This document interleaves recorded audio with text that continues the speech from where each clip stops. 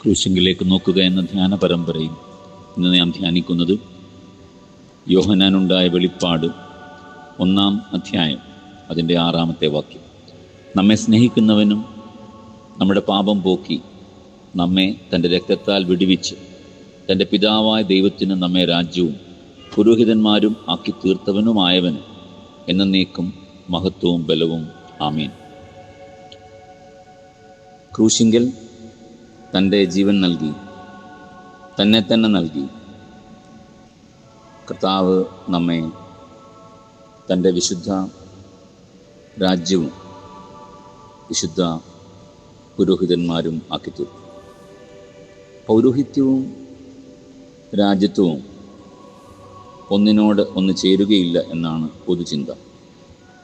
Leadership and sacrifice, leadership and servanthood ഒന്നിനോടൊന്ന് ചേരുകയില്ല എന്നാണ് പൊതുവെ ലോകം ധരിച്ചിരുന്നത്.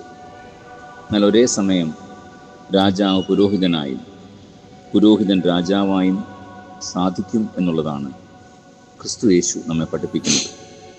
അവൻ്റെ രാജ്യം ഐഹികമല്ല, അവൻ്റെ യാഗം കേവല ബലികളുമല്ല.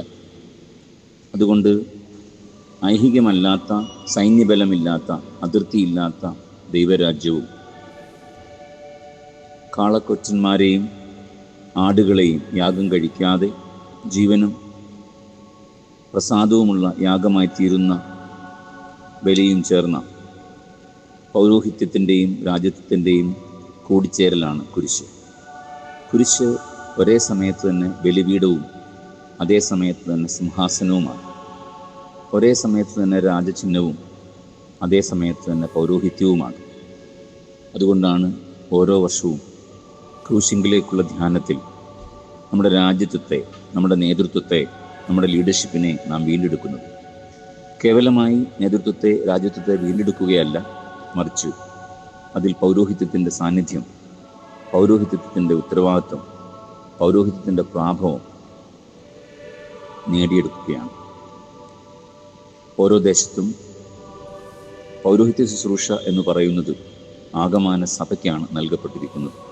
വിശുദ്ധ മാമോദീസയിലൂടെ ഏവരും ക്രിസ്തുവിൻ്റെ തേജസ്സുള്ള പൗരോഹിത്യത്തിൻ്റെയും അവൻ്റെ തേജസ്സുള്ള ജീവിതത്തിൻ്റെയും അംശികളായി തീരുമ്പോൾ അവർ ഈ ഭൂമിയിൽ രാജാക്കന്മാരെ പോലെ മഹിമയോടുകൂടെ, നേതൃത്വത്തോടുകൂടെ, ധൈര്യത്തോടുകൂടെ ജീവിക്കുവാൻ വിളിക്കപ്പെട്ടവരും ആണ്.